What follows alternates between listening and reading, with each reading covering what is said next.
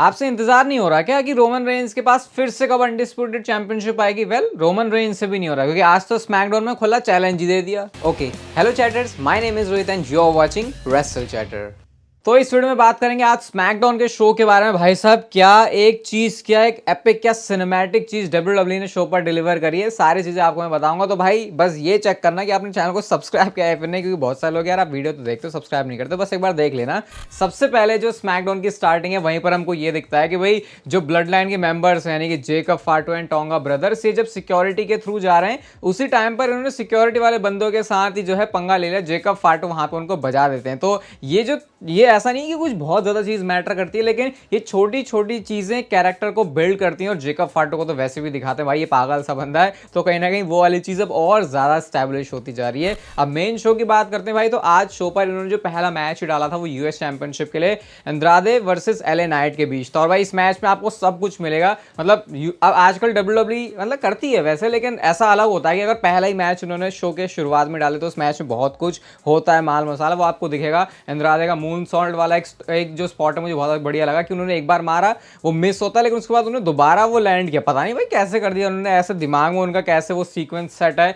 ये तो इतनी ज्यादा प्रैक्टिस और ट्रेनिंग की वजह से ही आ सकता है। बाकी वो टॉप रोप पे जो एले नाइट का चढ़ने वाला मूव होता है अचानक से भाग के, वो थोड़ा सा आज बॉच कर देते हैं। बट मैच ही बहुत बढ़िया था, एल्बो ड्रॉप भी वो लगाते हैं अपना, और एंड में बीएफटी फिनिशर के साथ में एले नाइट ने चैंपियनशिप को रिटेन कर लिया। मैच खत्म होने के बाद दोनों एक दूसरे को रिस्पेक्ट भी दे रहे होते हैं। एले नाइट के चेहरे पर ही आपको देख के पता चलेगा कि उनको लगा अचानक से भाई क्या हो गया मेरे साथ। उनको देख के लगा कि झटका सा लगा उनको, क्योंकि यूजुअली अगर आप कंपेयर करोगे तो एंड्रादे के जो मैचेस हैं वो बेटर होते हैं एले नाइट से, लेकिन आज एले नाइट को उन्हीं के लेवल पे जाके परफॉर्म करना पड़ा। बट बैक स्टेज एक पंगा और पड़ गया। अब तक हमने जो सीन देखा है कि 3 मैचेस और 2 मैचेस 3-2 का चल रहा है इनके बीच में, कार्मेलो एंड्रादे के बीच में, और बैक स्टेज जाके कार्मेलो बोलते हैं कि भाई क्या हो गया, नहीं जीत पाया। मतलब उन्होंने थोड़ा मजाक सा उड़ा दिया, वॉश्ड भी उन्होंने बोल दिया था एंड्रादे को। इसके बाद भाई दोनों ऐसे लड़े हैं कि नेक्स्ट वीक के लिए अब इनका मैच 6वीं बार होने वाला है। और मतलब बहुत सारे लोग हो सकता है इसको लिए कंप्लेन भी है, लेकिन आई थिंक मुझे लगता है कि अब इतना हो चुका है। ये शुरू के 1-2 में मुझे लगा कि कितनी बार हो रहा है, लेकिन फिर अब मुझे ऐसा लगता है कि नहीं भाई, ये जो भी बिल्ड कर रहे हैं स्टोरी सिर्फ मैचेस के बेसिस पर ही, बहुत यूनिक चीज है। और है क्या डब्ल्यूडब्ल्यूई, इसमें रेसलिंग एक बहुत बड़ा एस्पेक्ट होता है। तो आई थिंक उस हिसाब से मुझे तो ठीक लग रहा है। अब अगले हफ्ते के लिए देखते हैं एंड्रादे जो इस समय आगे चल रहे हैं या कार्मेलो हेस जो इक्वल हैं चीजें वो कर पाते हैं या फिर नहीं। इसके बाद आता है शो पर विंची वर्सेस अपोलो क्रूज का मैच। इससे पहले इनके बीच में क्या वो बताने की जरूरत नहीं है, बंदे का डेब्यू पर ही बहुत तगड़ा वाला पोपट होता है। आज बड़े गुस्से में वो लग रहे थे, लेकिन जब पावरबॉम्ब मारने के लिए वो जाते हैं, आज अपोलो क्रूज ने फिर से उनको पिन कर दिया है। और ये वाला मैच फिर से विंची हार चुके हैं, अपोलो क्रूज जीत चुके हैं। इस बार विंची को भाई बहुत गुस्सा आया, वो जाते हैं वहां पे बैरिकेड के आसपास, उन्होंने उनको फोड़ा। उसके बाद वो ब्रेन बस्टर भी भाई उन्होंने काफी तगड़ा लगाया। आजकल वैसे ब्रेन बस्टर इतना ज्यादा यूज नहीं होता प्रोफेशनल रेसलिंग, स्पेशली डब्ल्यूडब्ल्यूई के अंदर, क्योंकि वो मूव बहुत खतरनाक होता है। थोड़ा भी ऊपर नीचे हो गया तो भाई गर्दन के फिर लग जाएंगे बहुत बुरे वाले एल। तो विंची ने तो आज भले ही मैच हार गया, लेकिन गुस्सा अपना जरूर दिखा दिया है। मैं बोल रहा था कि मुझे 1-2 हफ्ते का टाइम चाहिए। आई थिंक वो जो हाइप थी विंची के अराउंड, अब तो वो कहीं पर भी उस लेवल पर नहीं है, लेकिन फिर भी देखते हैं 1-2 हफ्ते और यहाँ से क्या चलता है। अभी मामला मुझे तो ऐसा लग रहा है कि थोड़ा नीचे ही जा रहा है। ऐसा कुछ नहीं था कि आज स्मैकडाउन में कुछ ऐसा कर दिया जो कि पिछले वाली हाइप के बाद भी वो कंटिन्यू, कुछ ऐसा मुझे लगा नहीं। तो ऐसा लगा बस डब्ल्यूडब्ल्यूई का एक्सपेरिमेंट है जो कि शायद फ्लॉप होने की तरफ चल रहा है फिलहाल। देख के अभी अगले हफ्ते फिर और बात करेंगे इसके बारे में। इसके बाद नेक्स्ट आते हैं शो पर केविन ओवेंस। और अभी मैं थोड़ा जैसे स्मैकडाउन चली ना उस फॉर्मेट के हिसाब से नहीं चल रहा, क्योंकि वो अभी आपको समझ में आएगा। केविन ओवेंस आते हैं और वो यही बोलते हैं, क्योंकि सारे लोग उनका रिएक्शन जानना चाह रहे हैं कि कोडी रोड्स तो भाई रोमन रेंस के साथ आके मिल चुका है। केविन ओवेंस ने पूरी अपनी जान की बाजियां लगा दी थी कोडी रोड्स के साथ काम करने के लिए, लेकिन अभी बंदा उधर रोमन रेंस के साथ जाके टैग टीम में कर रहा है। वो कुछ बोलते ही है इससे पहले ब्लड लाइन आती है, टामा टोंगा, टोंगा लोआ एंड जेकब फाटू। और वो टामा टोंगा का भाई वो ये करना जो है वो आज भी उन्होंने किया। मतलब ठीक है, तुम अपने तुम आते जाते हुए करते हो भाई, प्रोमो इंटरप्ट करने के लिए कौन ऐसा पता नहीं क्या कर रहा था भाई, बड़ा ही फनी लग रहा था वो। शुरू में टामा टोंगा को देख के लग रहा था भाई कैसा अजीब सा बंदा है, लेकिन आई थिंक उन्होंने उसको इतना बढ़िया किया कि उनके कैरेक्टर में ही ये है। लोग तो ये बोलते हैं भाई जो ये हैं ब्लड लाइन के बंदे, इनको कुछ बोलना भी आता है फिर नहीं। उधर वो जेकब फाटो अजीब अजीब से एक्सप्रेशन देते रहते हैं। टोंगा लोआ का तो क्या ही कहना, फिर टामा टोंगा का वो ये चलता रहता है, तो बहुत ज़्यादा वो फनी है। एट द सेम टाइम सारे लोग इसको क्रिटिसाइज तो करते हैं, लेकिन उसको एंजॉय बहुत करते हैं, तो वो अच्छी चीज़ है। वो बोलते हैं कि पिछले हफ्ते रोमन और कोडी तुमने जो है हमारे ट्राइबल चीफ को क्या किया, एम्बैरस किया। तो वो बिग मिस्टेक को भी वो जो बिग करके बोलते हैं भाई, वो भी बहुत ज़्यादा अजीब सा था टामा टोंगा की तरफ से। उसके बाद कहते हैं चल जो भी है, अभी by the orders of tribal chief आज आज केविन ओवेंस तेरी सुताई होने वाली है। केविन ओवेंस कहते हैं हाँ मुझे पता है भाई टामाटोंगा तू क्या बोल रहा है, तेरा कोई नहीं सुनना चाहता, कभी तो बोल ही मत। उसके बाद वो कहते हैं मुझे पता है तेरा तुम्हारा क्या प्लान है, आप आके मारोगे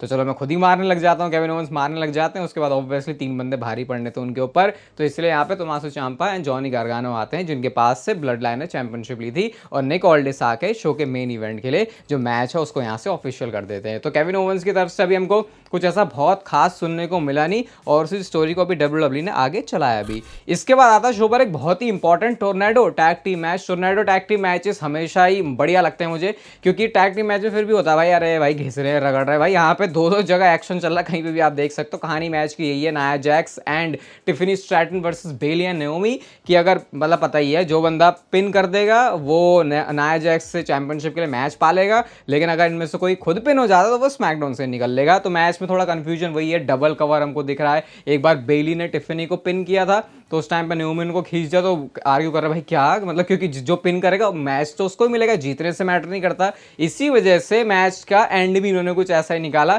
टिफनी ने एक बार तो गलती से नाया जैक्स को हिट कर दिया, वही बात उनके दिमाग में सदमा कर गई, और बाद में जाके समवन ड्रॉप जब मारा तो उसके बाद बेली ने भी पीछे से कवर किया, नेओमी ने भी कवर किया। यहाँ पे एक बॉस हो गया लेकिन पूरा की वो रोप के, आई थिंक टोर्नेडो में होता है ऐसा या नहीं, लेकिन पता नहीं रूल क्या है, किसी को पता है तो बताना, कि रोप के नीचे भी पैर था उनका तो रोप ब्रेक होना था। आई थिंक टोर्नेडो में नहीं होता होगा, या फिर नहीं भी होता होगा तो क्या भाई, वो पोजीशन ही ऐसी आ चुकी थी कि रोल कुछ भी है WWE अपने हिसाब से फिर एडजस्ट कर लेती है। तो दोनों ने सेम टाइम पर एक तरीके से पिन किया, तो कंफ्यूजन हो गया कि भाई जीता कौन। तो उसके बाद निक ऑल्डिस बताते हैं कि अब जो है सीन कुछ ऐसा होगा कि बेली और नेओमी तुम दोनों का मैच होगा, और तुम में से फिर जो जीतेगा वो नाया जैक्स को आगे बैड ब्लड में चैंपियनशिप के लिए चैलेंज करेगा।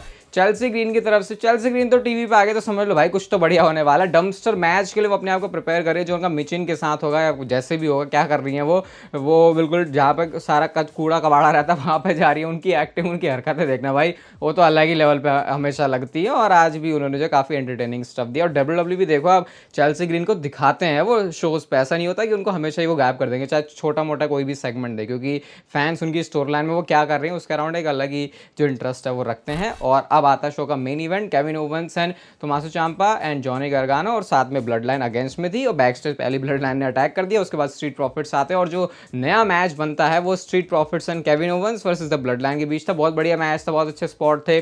केविन ओवेंस के आपको वो करामाती जो मूव सब दिखेंगे, जेकब फाटो की जो पागलपंती वो भी होगी, लेकिन एंड में मैच डिस्क्वालिफिकेशन से एंड होता है, क्योंकि जो ग्रेटेस्ट टोंगा लोआ है उन्होंने स्टील स्टेप्स पे केविन ओवेंस को फेंक दिया था, और उसके बाद जेकब फाटो ने स्प्लैश मारा मॉन्टेस फॉर्ड को, केविन ओवेंस को पावर बॉम्ब लगाने की तैयारी चल रही है। लेकिन इसके बाद बचाने के लिए जॉनी गार्गानो टोमासो ciampa ही आते हैं, और उनको भी जब बजा दिया गया तो फिर कोडी रोड्स आते हैं स्टील चेयर के साथ में, और आज जेकब फाटो को उन्होंने कोडी खटर भी मार दिया, एंड देन जो ब्लड लाइन है उनको वहां से जाना ही पड़ जाता है। अब मेन मुद्दा था कि Cody Rhodes and Kevin Owens क्या करने वाले हैं। जिस तरीके से केविन ओवेंस वो स्टील चेयर पीछे लेके खड़े थे, ऐसा लग रहा था कि आज कोडी रोड्स के ऊपर अटैक हो जाएगा, लेकिन अटैक वगैरह कुछ हुआ नहीं, दोनों ने एक दूसरे को हग ही कर दिया यहाँ पे। बट फिर भी केविन ओवेंस के अंदर दिमाग में तो कुछ चल रहा है, वो चीज़ क्लियर हो चुकी है, और मुझे लगता है WWE ने अभी तो केविन ओवेंस का हील टर्न नहीं किया, लेकिन शायद अगर वो आ रहा है तो फिर वो कोडी रोड्स के अगेंस्ट ही, और उधर से एक बंदा रैंडी ऑर्टन भी और इंतजार कर रहा है।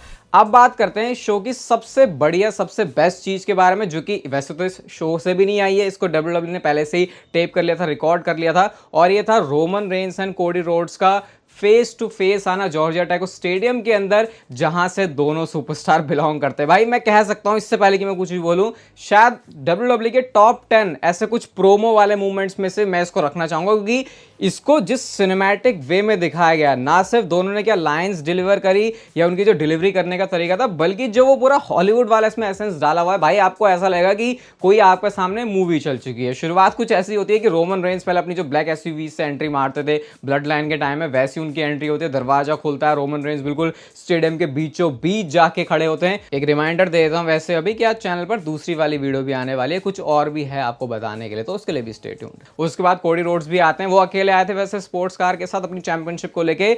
अब दोनों बंदे एक दूसरे के आमने सामने खड़े हैं, बैकग्राउंड म्यूजिक अब तक चल रहा था, लेकिन जैसे ही दोनों आमने सामने खड़े होते हैं वो बैकग्राउंड म्यूजिक भी रुक जाता है। तो जिस तरीके से उसको एडिट भी किया गया है, मतलब जो पूरा डायरेक्शन है, क्या बोलूं मैं, ना सिर्फ ये Roman Reigns and Cody Rhodes की तारीफ है, बल्कि जो WWE ने इसके ऊपर काम किया था, सोचा कि इसको इस तरीके से दिखाते हैं।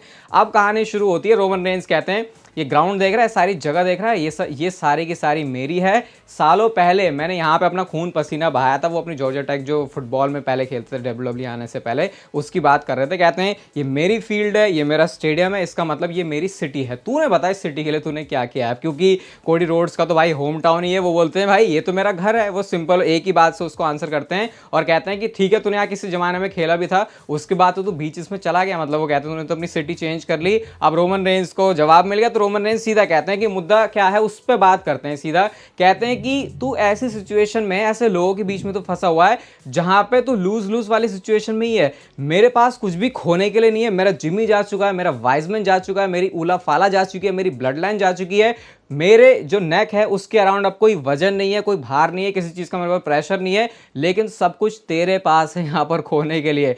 कोडी रोड्स ने भाई क्या सैवेज इस बात का आंसर किया है। मतलब काफी सारे लोग कोडी रोड्स को अंडर एस्टिमेट कर लेते हैं सोच के कि यार कोडी रोड्स ही तो है, लेकिन ये जो प्रोमो है आज इतना जो बेस्ट, इतना सिनेमैटिक साउंड किया वो इस वजह से क्योंकि कोडी रोड्स भी साथ में है रोमन रेंस की टक्कर के। वो बोलते हैं भाई मैं सरप्राइज नहीं हूं ये सुन के, मैंने तुझे बहुत पहले ही बता दिया था कि तू ऐसी सिचुएशन में होगा जब तू एक चीफ तो होगा लेकिन बिना तेरी ट्राइब के। और वो कहते हैं अब एक और सिचुएशन मैं तुझे यहां पे बताता हूं, जरा डब्ल्यूडब्ल्यू की तरफ अपनी नजरें घुमाना। ऊला फाला किसके पास है, ट्राइबल चीफ किसके पास है, वो तू नहीं है। डब्ल्यूडब्ल्यू चैंपियन भी है लेकिन वो तू नहीं है। वो रोमन रेंस के उस कैरेक्टर की बात करते हैं कि जो बॉक्स ऑफिस अट्रैक्शन है, लेकिन उसके पास गारंटी भी नहीं है कि क्या वो रेसलमेनिया के मेन इवेंट में भी होगा। मतलब कि वो सिंपली ये बोल रहे होते हैं ये रोमन रेंस तो है लेकिन ये वो रोमन रेंस नहीं है जो कि हमने पहले देखा है अब तक, क्योंकि रोमन रेंस का रेन भी इतना सालों का रहा है। अब इतनी सारी बातें जो है काफी थी रोमन रेंस को फिर से जलाने के लिए। रोमन रेंस कहते हैं सिंपली बता भाई तुझे क्या चाहिए। तो कोडी रोड्स कहते हैं कि मुझे तेरा वर्ड चाहिए, I want your word. Simply वो कहना चाह रहा होता है कि हम दोनों का टैग टीम मैच है तो मैं तेरी बैक देखूंगा, तू मेरी बैक, मतलब आई हैव योर बैक की, और यही सेम चीज मुझे तेरे से भी चाहिए। रोमन रेंस इस बात के लिए अग्री कर लेते, लेकिन एक थोड़ी सी चीज मुझे प्रॉब्लमैटिक लगी कि कोडी रोड्स को फिर भी यहाँ पर थोड़ा बहुत पप्पू तो दिखाया गया, क्योंकि कोडी रोड्स को क्यों चाहिए फेवर, यहाँ पे तो रोमन रेंस को चाहिए कि भाई उनको ब्लड लाइन से लड़ना है, ये उनका बिजनेस है। तो वैसे कायदे से रोमन रेंस को बोलना चाहिए था, लेकिन पता नहीं ऐसी सिचुएशन में कोडी रोड्स ही क्यों आगे को आ जाते हैं। वो बोलते हैं कि भैया चल तू मेरा साथ दे मैं तेरा साथ दूं। रोमन रेंस कहते हैं कि ठीक है मैं तेरा साथ दे दूंगा, बट जब ये सारी चीजें खत्म हो जाएंगी I am taking back what is mine. और वो जब ये बात बोलते तो उनकी जो नजरें हैं वो अनडिस्प्यूटेड चैंपियनशिप की तरफ थी, और ये बात इनफ है कोडी रोड्स को छेड़ने के लिए, क्योंकि अब रोमन रेंस को वो चैंपियनशिप चाहिए जिसको वो अपनी चैंपियनशिप मान रहे हैं, लेकिन वो तो अभी कोडी रोड्स के पास है। अब ये सारी बातें बोल के रोमन रेंस वहां से जाने लगते हैं, लेकिन क्या स्टाइलिश वे में भाई कोडी रोड्स रास्ते में आके खड़े होते रोमन रेंस के और सिंपली कहते भाई जिस चीज की तो बात कर रहा है ना वो तेरा है भी नहीं।